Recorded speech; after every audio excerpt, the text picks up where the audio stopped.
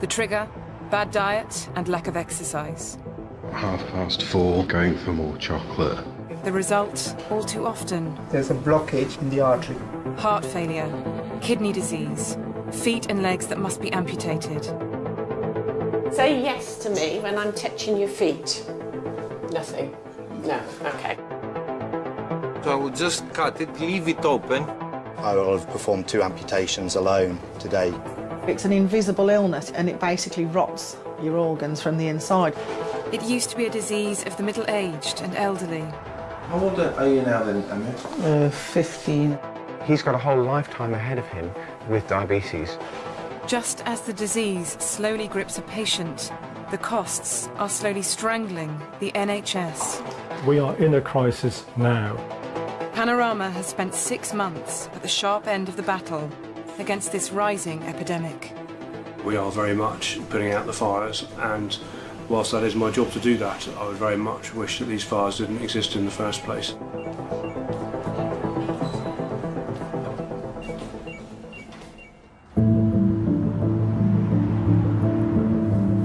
Hi, Martin Claridge. Right, thanks a lot. I'll see you there in a minute. Cheers, thank you, bye-bye. The vascular ward at Hartlands Hospital in Birmingham deals with very severe, acute complications of diabetes every day. We'll give you some glucose as well in the bag of fluid. John Westwood is a type 2 diabetic. He has gangrene in his foot and his life is in danger from infection. I was watching the television and there was a radiator at the end of the seat. And, you know, I must have just pushed my feet against it, but it was cold. And then in the night, they turned themselves on, you know, oh, you should have seen my feet in the morning. Absolute blisters all over. It was horrible. John's diabetes means he has lost sensation in his feet and his wounds won't heal. Hello, Mr. Westwood, hello, nice to meet you. I'm Martin Claridge, vascular surgeon. But I understand you've got a problem with your foot. I burnt it on a radiator. It was all blisters. Well, up to Friday. It was healing, no problem. Friday, I said there's something wrong. That's when we call the ambulance. Right, okay. All right, is it okay if we have a look? Okay. When this happened, what, about 3 weeks ago, did it? Yeah. Okay, thank you. With you, my friend, the infection is so much in the sole of your foot and so spread up your foot that I can't save your foot, I'm afraid. So what you need to do is have an emergency operation to have your foot removed. So it's what we call a guillotine amputation. Yeah. So we take all the infected tissue away and then it allows the non-dead tissue that's only a little bit infected to settle down, and then we can actually finish off your operation with what's called a below-knee amputation. If we don't do that, then what's going to happen is the infection is going to spread up your leg and you'll end up losing much more of your leg. And ultimately, you would succumb from this if we don't do this. So we have to get on and get this sorted out for you. Okay. Is that all right? Yes, it is all right. Okay. I've done my best, but I said I can't do it. No, well, it's very difficult to do anything more than you can with this situation, right. Yeah. So it needs some surgery now. Yeah. He needs an emergency amputation of his foot. If we don't get on and get this done in the next few hours, he's going to lose his leg or potentially his life. He doesn't moan. Doesn't moan, you say. When they tell you, you're in shock. You're blanked off. When the injury happened, John and his wife Pat were away on a special trip. Our son had paid for us to have a holiday in Cornwall for our 50th wedding anniversary. Things happened to him, and knockbacks. But I tell you something, it's never got him down. And if he wasn't like that, I'd know there was something wrong. That's the reason I knew there was something wrong with him, when he wouldn't eat. And I thought, that's not him.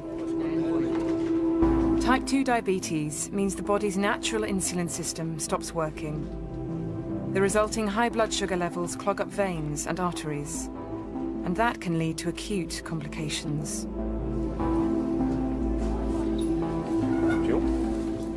Type 2 diabetes causes furring up of the really small blood vessels. This can rapidly escalate and cause gangrene, cause toes to be lost, cause foot loss, and may result in amputations. Type 1 diabetes, the sort you're born with, accounts for just 1/10 of cases. It's type 2, mostly brought on by lifestyle, that's now flooding Heartlands Hospital with new patients. Birmingham has one of the highest levels of diabetes in the UK. An estimated 1 in 10 people here has it. The hospital has spent £6 million building a dedicated centre to cope with the diabetes epidemic.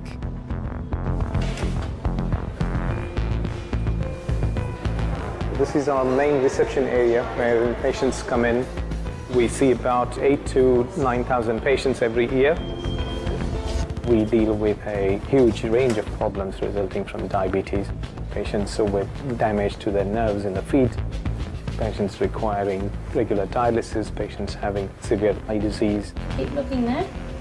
The prevalence of diabetes is increasing so rapidly that it is 3 times the number of all the cancers combined together. 9 out of 10 type 2 diabetes patients are overweight or obese.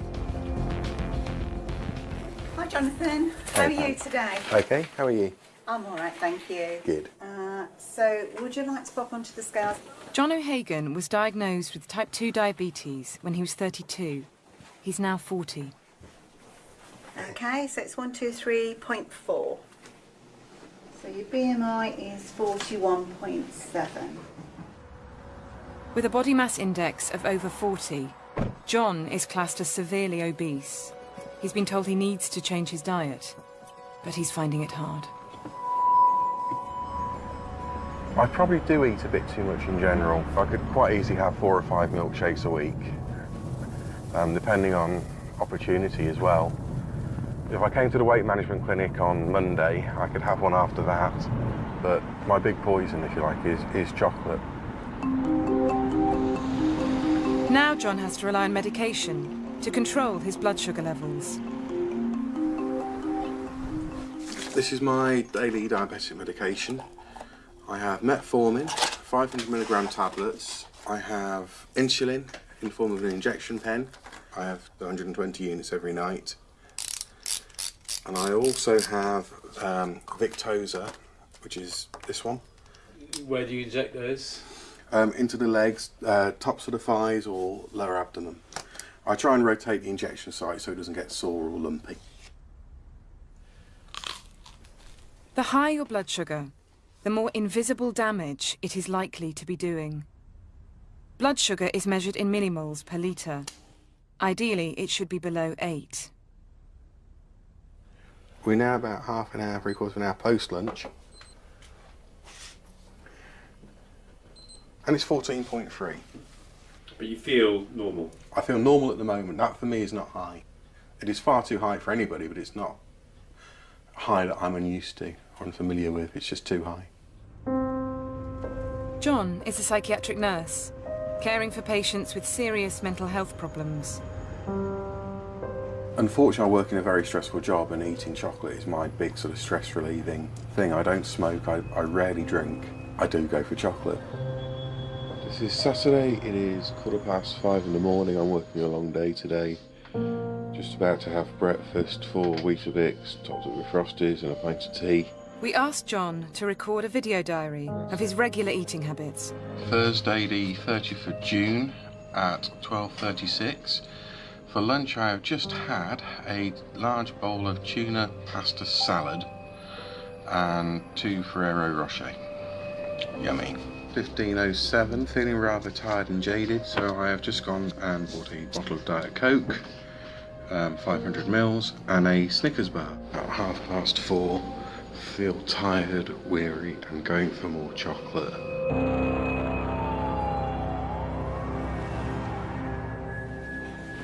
I would just cut it, leave it open, with some gauzes on it for a few days until the circulation here relaxes. John Westwood is about to have his gangrenous foot amputated. There is a small risk that you may die during the procedure, and the risk of that starts from around 5%. Okay, do you have any more questions? No, I think you've explained everything good. So we need to mark the side, okay? Just to show that it's the right leg. Please put my signature where the X is.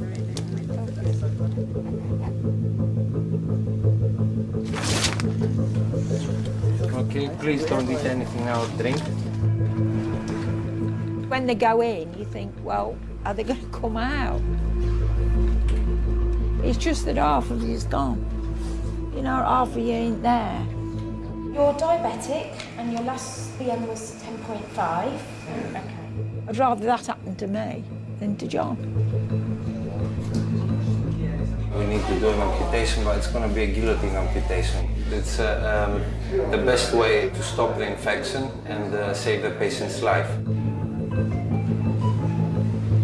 Guillotine surgery is an emergency operation for the most urgent cases. The reality of amputation is brutal, and watching it is not for the faint-hearted. My name is Andreas, I'm a vascular surgeon. We're just going to do an open amputation, so it's just a guillotine, okay? Anesthesia, can we start? Good. You have the saw? Oh, okay. Okay.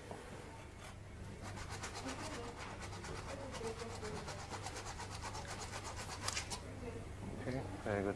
Okay.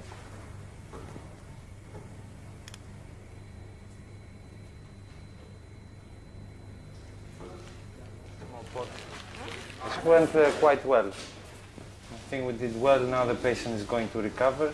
This operation has saved this man's life. I think that it did. And let's hope that he goes well, as we think.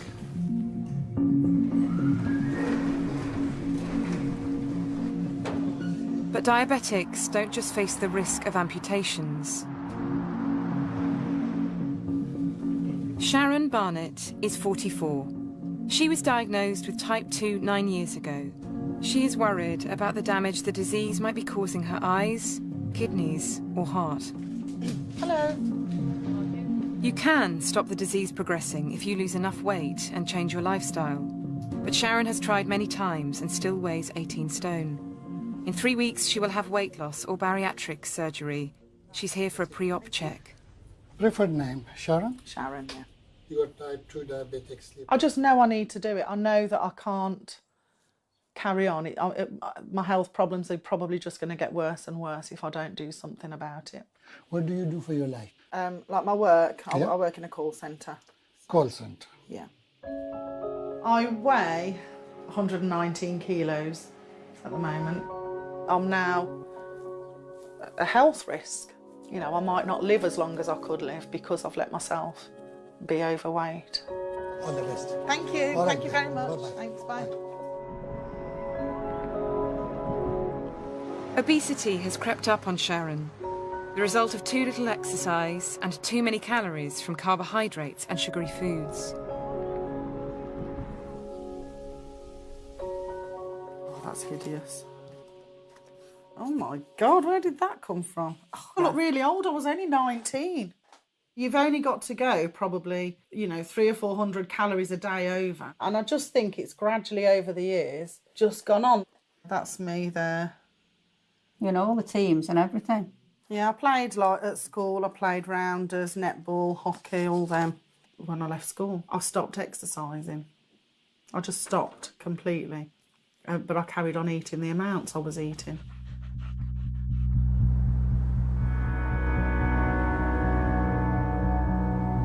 Right. Hello. How are you getting on? After the amputation, John Westwood is doing well. Well, you look a different man. You look an awful lot better. You've got a smile there and everything. That's really good. So it's a bit of a long haul over the next few days. Well, I'll see you in a little bit then. Okay. Right. I'm going to join the Long John Silver impersonators. But I do feel 100%. No pain at all. It's absolutely amazing. Sure, all I'll say to you is what I told you before. If you're diabetic, keep on top of it. If you don't, you end up like this. It's a bad disease, a really bad disease. Could you have the image intensifier away? Vascular surgeons, who treat diseases of the veins and arteries, do all they can to avoid amputations. In the past, a large share of vascular problems were caused by smoking.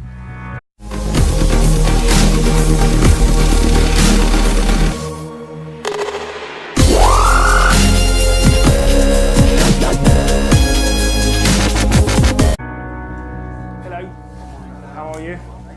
How's your leg feeling? It used to be that it would perhaps be unusual to find a patient with diabetes, but now almost every patient I come across on the vascular ward has diabetes.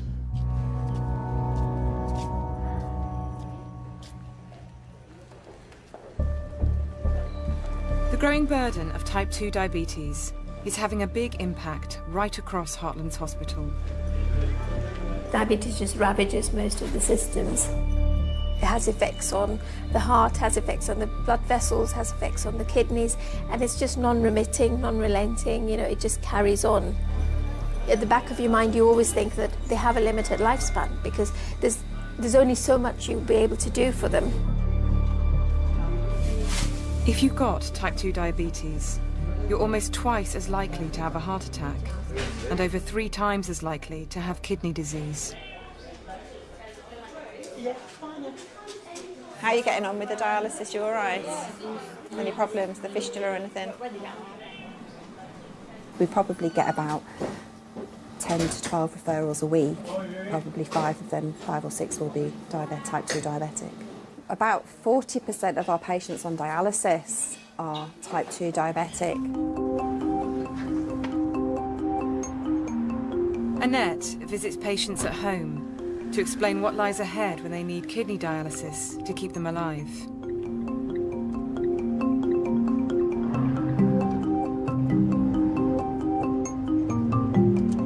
It's quite difficult walking into somebody's house and they don't know what you're going to tell them. They're terrified. But at the end of the day, unfortunately, the story is the same, really, that, you know, you're going to need to have dialysis and this is what it entails. You know, the whole life now is going to be monopolised by the renal failure. Annette's next visit is to John Jameson. Can we go that way? John has lost weight and controlled his blood sugar well since he was diagnosed with type 2 12 years ago. But still, his kidney function has deteriorated. It is a bit tight now. Doesn't quite fit. That was meeting the Queen at Lord's. That was, which test match was that? I was 12th man at Lord's before I made my debut. John used to play cricket for Warwickshire and England. I was probably a little bit on the large side. But I was still reasonably quick between the wickets. But after I stopped playing, wasn't doing as much exercise as perhaps I should have done. And that's when diabetes set in. It was much of a surprise to me that I'd got type 2 diabetes. At the end of the day, we're breaking bad news. You can almost see the cogs inside their head. They're not listening to what you've said. That's the one word is going around. I'm going to die, I'm going to die, I'm going to die. Oh my God, I need dialysis, I need dialysis.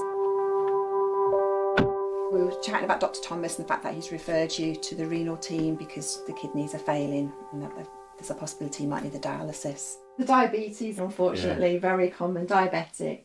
The first dialysis I'm going to talk to you a bit about is called peritoneal dialysis. You'd need a little procedure to put a catheter in. This is the catheter, okay?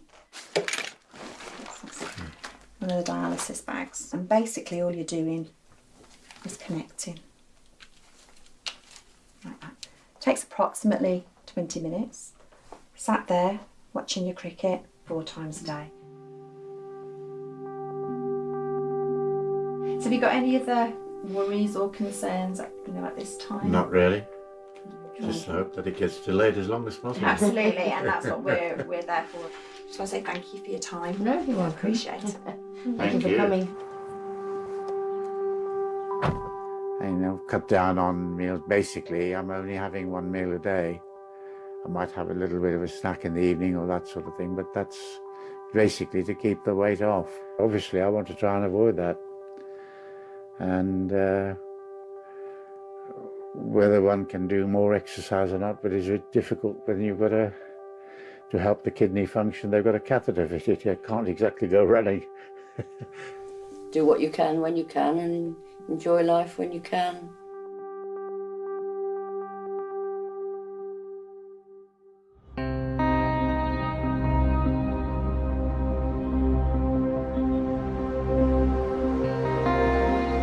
But the type 2 epidemic is now affecting people much earlier in life. Just 16 years ago, there had never been a single case of a child being diagnosed with type 2 diabetes in the UK. I didn't quite believe it. It wasn't in any of our medical textbooks. We didn't get taught it in medical school, so we didn't expect to see it as an issue. We just didn't think it was, we thought it was an American problem. But in the year 2000, we saw the first cases in the UK here in Birmingham.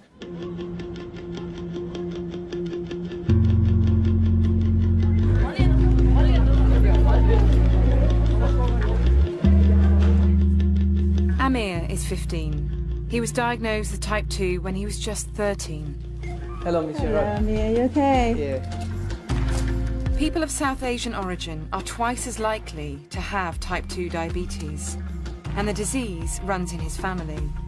Amir must check his blood sugar at least 4 times a day. That's okay. Thank you, Amir. It's all right, Miss.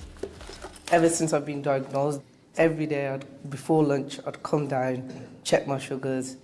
At first it was annoying, and I can admit that I never used to come because, like, you know, it was kind of hard for me to, you know, come down, check my sugars, people asking questions. But then once I told them that, you know, it can happen to anyone and everyone, they were actually, you know, quite calm at first. See you on Monday. See you. Bye-bye. Like, no one asks questions and they understand, so I kind of feel happy about that now.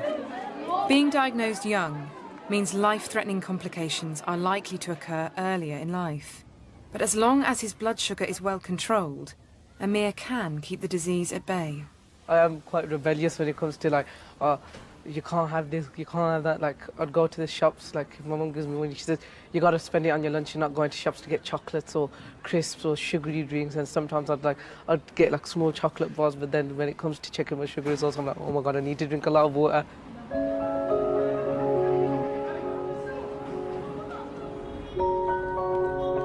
Amir and his mum, who also has type 2, have to come regularly to the hospital where his condition is being closely monitored. Oh, great. Hello. Hello, Sam, how are you? Nice to see you. Nice to see you. Hello, Mum. Nice to see you. Are you doing better? It's been 3 weeks since I saw him last. The glucose level for somebody who doesn't have diabetes would be between about 3.5 and about 7.8, something like that. We're trying to get him to manage his glucoses between 4 and 7. Once it's over about 14, actually, it's much higher than we'd like to see. So we're going to need to do a glucose check today. Yeah. Okay. All right. Okay. 18. 18. So that's way too high, isn't it? 18 is a very high level. Any reason why you think your sugar was so high this morning? No, I don't know. What did you have to eat last night? Normal chapati and curry. Okay.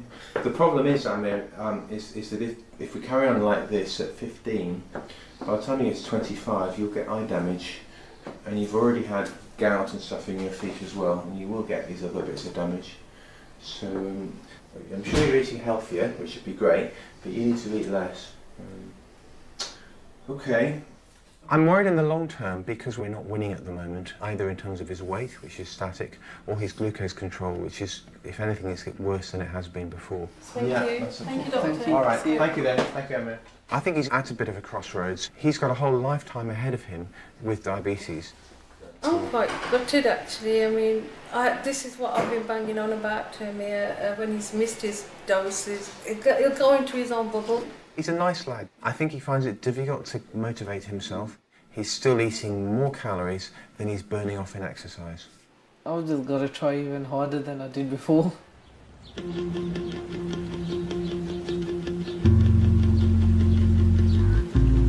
Amir has to cut out even occasional lapses. Is the sugar in your Ribena, Amir? I think there is. Yeah, look, it says here.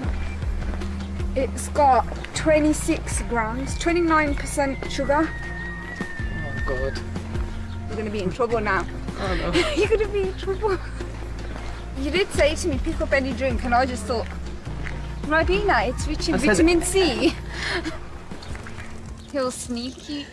Like, he'll get snacks and not make it aware to everyone that he's got them.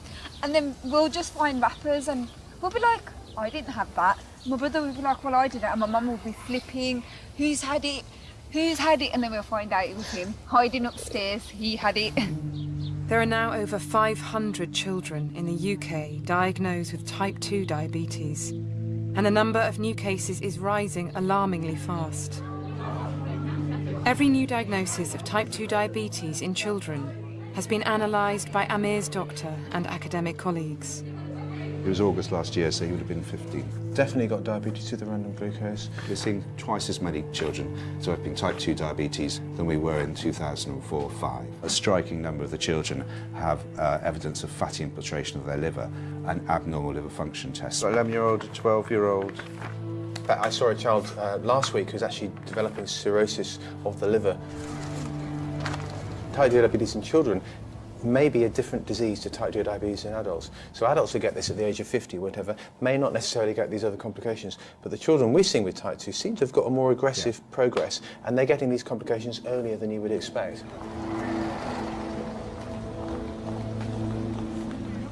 As greater numbers of children are being diagnosed with type 2, the financial implications for the NHS in the future are grave.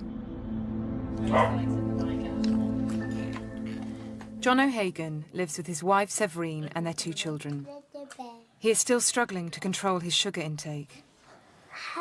Behave yourself, Shorty. T'as mangé toutes les carottes. It's 6:45 on Friday the 1st of July. I've just had breakfast. 4 Weetabix topped up with Frosties and a pint of tea, and I've also had a huge amount of the chocolate slab that I was bought yesterday. Over many years, John has been unable to beat his compulsion to eat chocolate, even though it threatens to devastate his health. This I've had to buy because this was the chocolate that was in the fridge this morning, which my wife had bought for our children, and basically I've stolen the children's chocolate and I've now had to replace what I've stolen. I can't have anything in cupboards on show because I know that if I go out, it wouldn't be there. Do you make a habit of hiding treats and snacks and things? Yes, all the time. And he's very good at finding my secret places. Like a bloodhound for chocolate. I know. Have you tried to change him? I've stopped, really. You know, I've got 2 children to sort of try to give a good diet to, and he's an adult.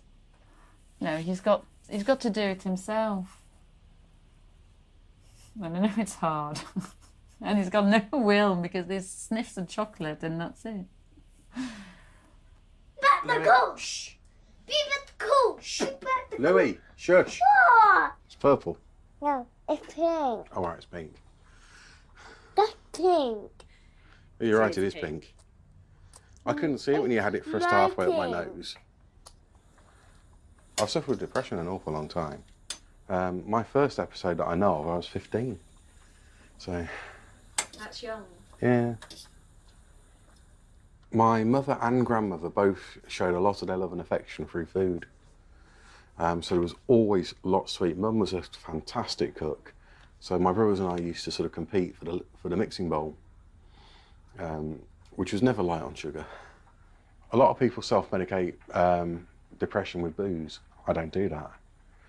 A lot of people with depression will smoke heavily. I don't do that anymore. I eat. Even though you know that binging and being overweight are damaging you. In the same way that George Best knew that when he was on his second liver, the drink was still going to kill him eventually. Didn't stop him drinking. So you sit in Mama's chair. Right, I've made you both far too much. Eat what you can, don't worry if you have to leave some.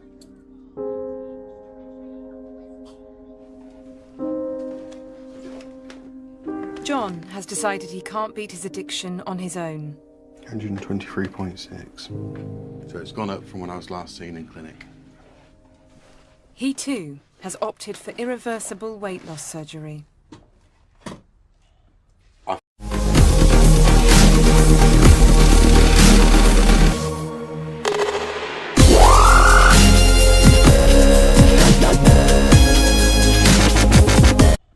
I feel quite awful that I need to seek surgery to effect the changes I need to effect, but I've tried every other means and failed. Thank you, baby. Things have got to change now because I have 2 children and I want to make sure I'm around to see them grow up. I want to be a part of their lives for as long as I can. If I don't look after my diabetes, I face the prospect of vascular problems, dementia, strokes, heart disease. My life expectancy reduces dramatically. I don't want that to happen. And it's as simple as that. I don't want to miss out on their lives. Oh. You could go.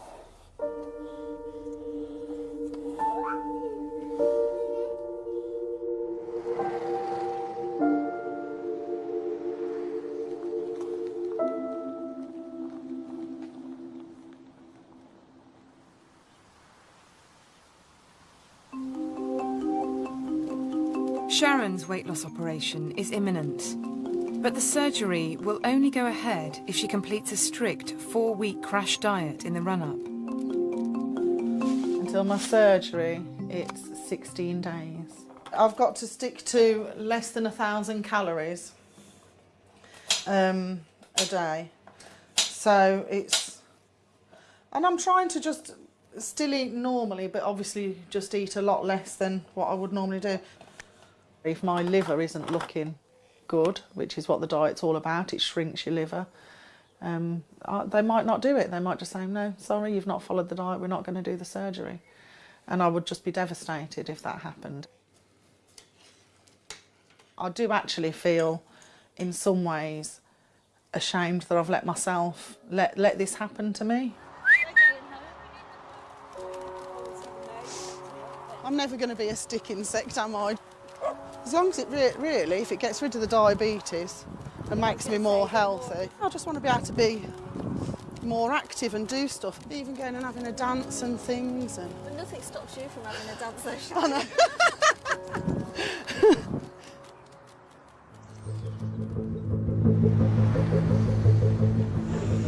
Diabetes can have a catastrophic long-term effect on patients. There's a blockage in the artery. But it's also creating a potential catastrophe for the NHS. All aspects of healthcare that are affected by type 2 diabetes are straining at the seams, bursting at the seams, trying to manage this increasing number of patients with this complication. Each time one of these episodes occur, each time the patients come into hospital, there is a huge price tag in terms of economic cost and mobilisation of staff and resources. The NHS spends nearly £1 billion a year on foot ulcers and amputations caused by type 2 diabetes. That's almost 1% of the entire NHS budget. We now probably need around double the number of beds that we used to have in vascular surgery to help with this influx of the disease. Can you get it done? No, it's got a port. I pretend it's port. Pretend it's port? John Westwood has had more surgery. Doctors have constructed a stump that they hope will be robust enough to support a prosthetic limb. Which one are we talking about? Yes, the one that was in there, yeah. It's just traumatic. It's, you know, he knew what was going to happen, and I didn't. I thought he'd be all right, you know. I knew he'd lose his toe, but not like that. You get a pain here, and you sit and think, God, that is, and then you think, but there's nothing there. So what's hurting me? It's ever so weird, I tell you. It's because the brain's trying to find the other foot, you see.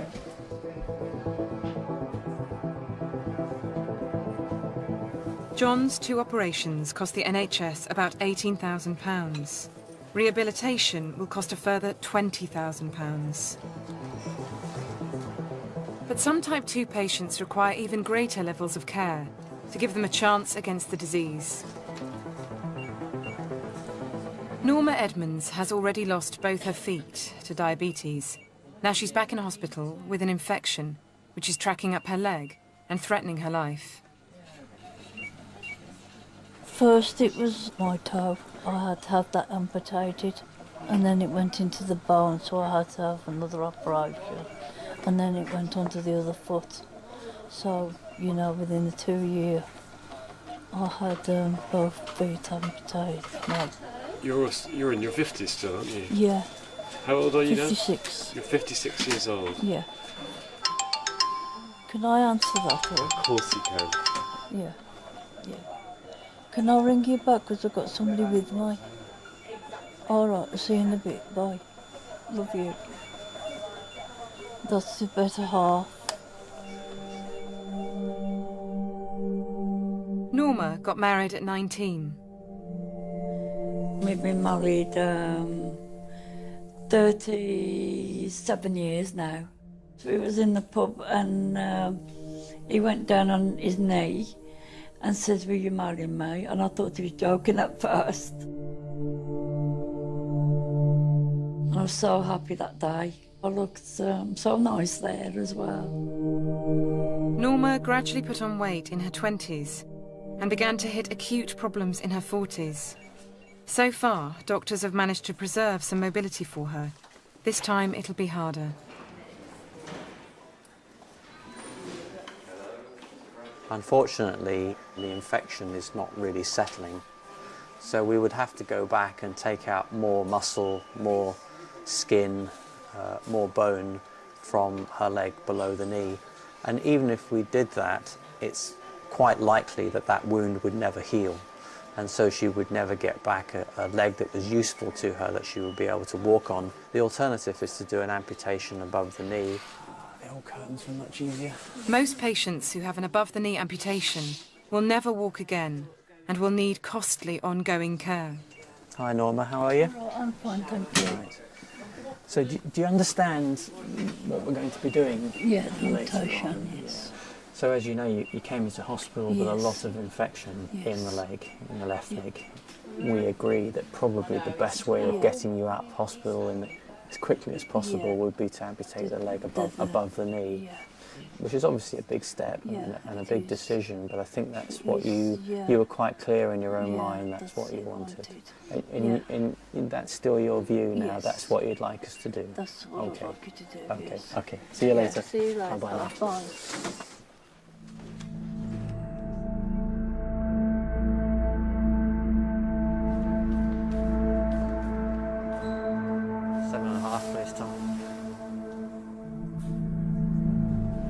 Okay, watch your fingers.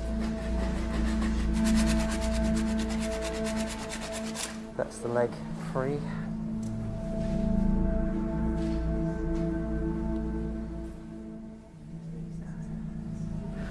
We like it to look symmetrical and neat and tidy, as much as an amputation stump can ever look nice.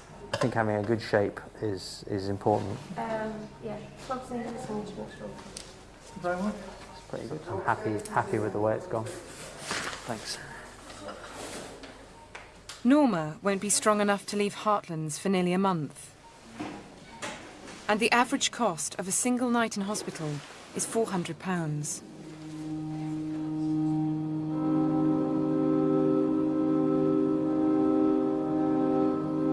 When all the costs to the NHS of type 2 diabetes are added together, the total is an estimated £10.3 billion.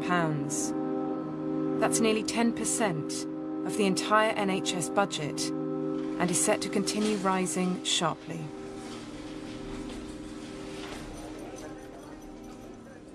One way to save type 2 patients from the worst consequences of the disease is bariatric surgery. It could also save the NHS money in the long run. Hi, John. Hi, please. I'm good, thank you. John will have gastric bypass surgery in 4 weeks. as long as he can stick to the pre-op diet. Right, John. The principles are to create a small stomach, and that should reduce how much portions, how much food you can eat in one go. And part of that is physical, mechanical, and part of that is hormonal, because certain hormones will be released which will encourage you to feel full. So you can actually walk away from a small plate of food feeling quite satisfied and not hungry. Okay. Yeah, that would be nice. You've got to go on a very low-calorie diet. Yes, I'm aware. 800 to 1,000 calories a day, maximum. This is not a punishment for you, John. The reason why we're doing this is to shrink your liver down. Yes. And this will definitely help. How do you feel you're going to get on with this? It's going to be horrendous. I'm going to struggle, but I have to do it, so I'm going to do the best I can. Yeah, yeah. Thank you. See you soon. Bye now. John hopefully will get a good result. Diabetes resolution after gastric bypass surgery is quite an amazing thing to see. Within 6 weeks or so, we can get them off insulin. But if you feel like you want to suddenly go out and have a large meal, that's not going to be possible without you either being sick or feeling pain. And there is a finality to that people have to mentally be prepared for. Sharon has completed her crash diet, and her bariatric surgery will go ahead today. The main part of her stomach will be cut out, leaving only a narrow tube with much less space for food. Sometimes we have noticed that the tube is too narrow for some of the patients. If this happens, we may need to reoperate on you long term. If you are happy, I would like please to ask for your signature here, print your name underneath and the date for us. Yeah. Thank you. The risk of serious complications is low, but the impact on Sharon's life will be huge. Thank you. Thank you very much. See you in theatres. Okay, thank you. Thank you very much. Today is the start of a new life, really. Hopefully.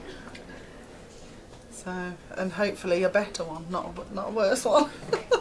It's not something you can say, well, I can always have it reversed if it doesn't suit. It's a complete life change, so she's going to have to eat differently now for the rest of her life, which I know is the whole idea. I can't even imagine what that will be like. Someone said to me the other day, but it suits you being big, that's you, that's who you are, and that's your personality. And everyone knows me as me, you know, as Sharon, she's the big girl, she's, you know, yes, I'm quite bubbly and stuff like that. And I'm thinking, if I'm just a normal, average, slim person, will I just be insignificant, do you know what I mean? Will I lose me? You know, then I need to find myself a nice, gorgeous hunk of a man then. Yeah.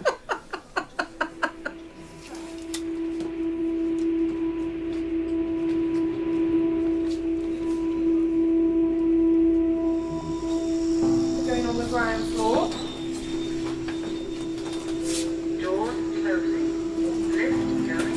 Sick now. Yeah. Getting a bit nervous. Yeah, you'll be fine. We'll take good care of you.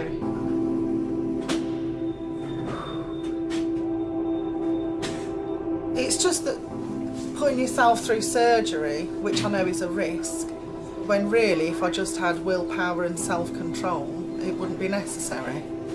There you go. You know, they're cutting half of your stomach away.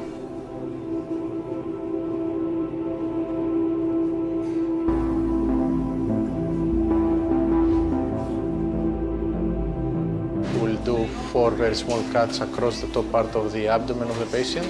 We're going to remove main part of the body of the stomach.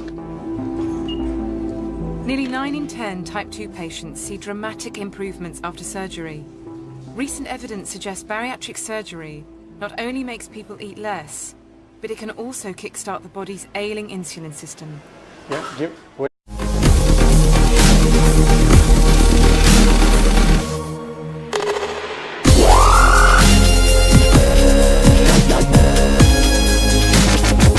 Wait there for us. We know that we can treat diabetes with bariatric surgery. It is a cure. We have hard evidence now to use this phrase, it is a cure. At the moment, bariatric surgery is the only way to control the current problem. One more clip, please. Sharon's bariatric surgery cost around £5,000, but it should prevent her from developing complications in the future. This could save the NHS money in the long run, and many doctors think more patients should be offered the treatment. It's an investment that the NHS has to make, so the resources have to be moved from somewhere else towards bariatric surgery, and it's not always easy.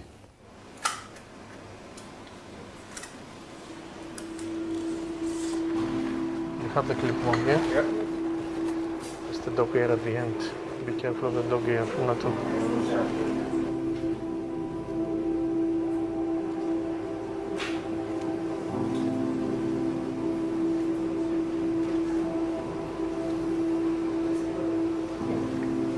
Specimen. This is a life-changing operation. We removed part of the stomach. It looks like a narrow tube, but actually, when we are eating and drinking, this part of the stomach can really expand and accommodate several liters of volume. Very happy with the result. In the whole of England, there are just 6,000 weight loss operations a year, down on previous years.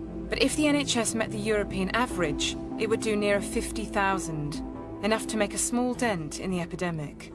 I think it needs to be far more well understood within the healthcare system. At the moment, I'm not sure whether everybody understands those benefits correctly. Within the NHS, there's been a reluctance to embrace bariatric surgery. I wouldn't call it reluctance, I don't know whether that is the right word, but I think it is. I think the transition has been very slow, and a lot more people working in the NHS need to be made aware of the benefits of bariatric surgery.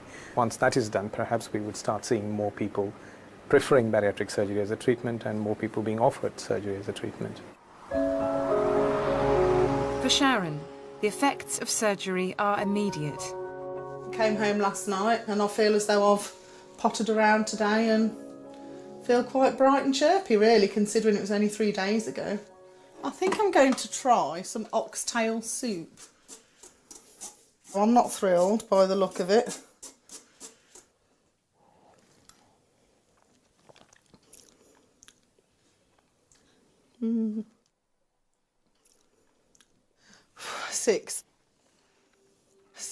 Six teaspoons of soup.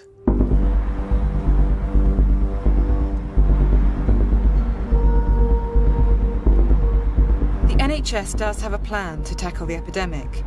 The idea is to intervene earlier to prevent type 2 patients ever needing expensive hospital treatment.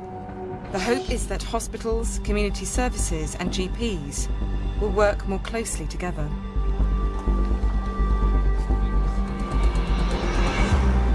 But right now, many GPs in the front line of the new prevention strategy say they are already stretched to capacity. Brilliant. Sorry about the wait this morning. Have a seat. 6 years ago, we maybe had just over 200 people who had type 2 diabetes. Now we've got over 400. Hi. Absolutely huge amount of our time as a practice is spent caring for people with type 2 diabetes. Are there any vegetables that you do like? I don't mind sprouts. Within primary care, we are limited in the resource that we are allocated. I think that having to try and provide a good quality of care for all the people on our books who have diabetes that we see in our practice of all age groups is very difficult. Say yes to me when I'm touching your feet.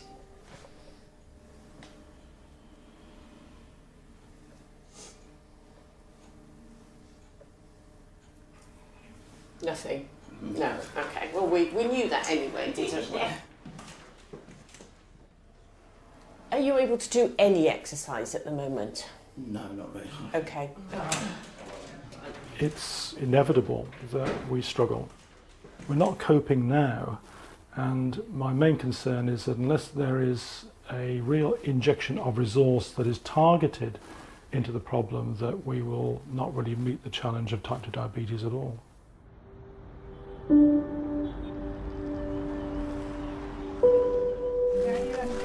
In a cash-strapped NHS, it will be hard to put enough money into prevention and GP care. while limited resources have to be spent on life-threatening cases. I'm in a dip here. Norma has been at an NHS rehabilitation centre for 7 weeks. With help, she has learned to move from bed to chair. How does that feel? Lovely, thank you. Thank you, Caroline. It's getting better every day, sort of thing. Sometimes I've got annoyed with myself because I can't do stuff that I want to do. You know, getting in the car, going out for a drive, going to shops. That's going to take some time. John Westwood is out of hospital too. Well, that looks okay. After weeks of physiotherapy, the NHS is gradually helping him to walk again. 1, 2, 3, and stand. Okay. And then start to take a step forward. Take a step with it, small step, and take half your weight through it. Take a step and then step forward with the left. Lovely. I'm going to move out of the way in a minute so you can see yourself in the mirror. Take your weight through there. Brilliant. How does it feel? Magic. To me, it means everything. I'm going to walk. Fantastic. You wouldn't believe what I could, you know, it's over the moon, isn't it? You know.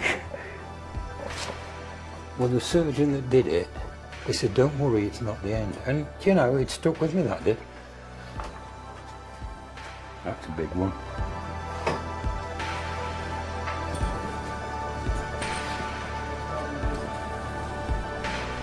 I could have lost him, and that I'm grateful for the fact that I ain't going to lose him.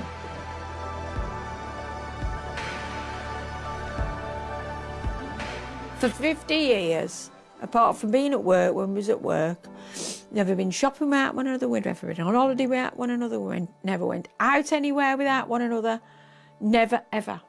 And we've been married 50 years. Well, I've got him and that's it. And whatever he wants to do, we'll do, and whatever I want to do, we'll do. It won't stop us. Stopping the type 2 diabetes epidemic is a daunting task. It could still be achieved if bad diets and unhealthy lifestyles changed. We got some stickers somewhere. Charities like Diabetes UK are doing their best. This is £5 of fat. Now, if you're on a diet, that is realistically what you could probably lose in a month. Would you like to do a free type 2 risk assessment? Thank you. Would you be interested in finding out your risk of type 2 diabetes? Would you be interested in finding out your risk of type 2 diabetes? It can be very frustrating walking down the high street and seeing all the high fat, high sugar, high calorie, cheap food on offer. There does seem to still be a huge resistance to looking at changes. I do feel that a lot of what we do is such a waste of time and resource and does leave patients very damaged and disabled. You can still find out your risk. Would you like to come on board and find out your risk?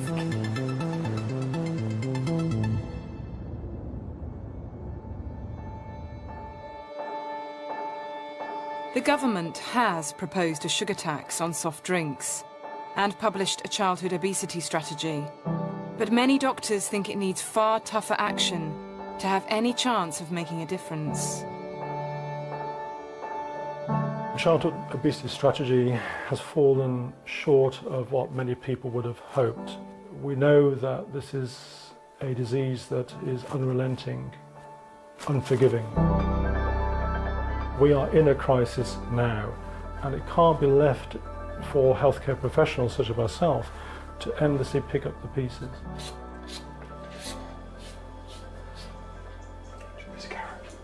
It's John O'Hagan's first week without chocolate. If he sticks with his diet, his surgery will go ahead soon.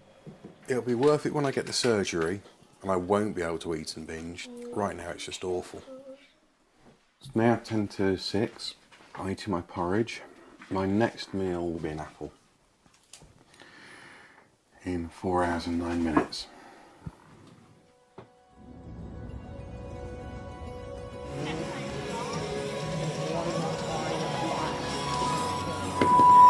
By improving his diet and keeping on top of his medication, Amir has got his diabetes under better control.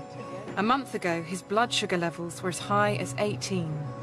It's not that high, but it is like in double figures, so I'd say it's above average high, but not as high as you'd expect. So I'm happy kind of with it. So my goal is trying to get a 6.5, because that's perfection. Because I was reading it, that is the best sugar reading you can get. See, I like that dress. I like that dress. The NHS has given Sharon a new start. It's not what you'd go out in, it's what you'd wear to go to work and stuff in. 3 months after surgery, she's lost 3 stone and her blood sugar is down to normal, non-diabetic levels without medication. Feel fun, feel fun. I haven't really got diabetes now, and I feel like I've sort of had a lucky escape from it, you know. That could have, you know, in 10 years' time, who knows what would have been happening to me.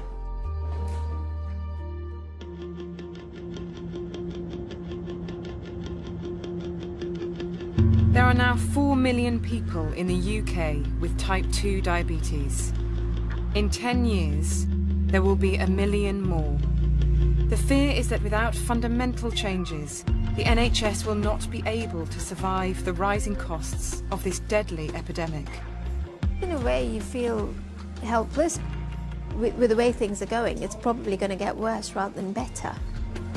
10% of the NHS money is quite a lot. If it continues at the current rate, certainly it will not be sustainable. The consequences are stark. Either the NHS will have to make some hard choices.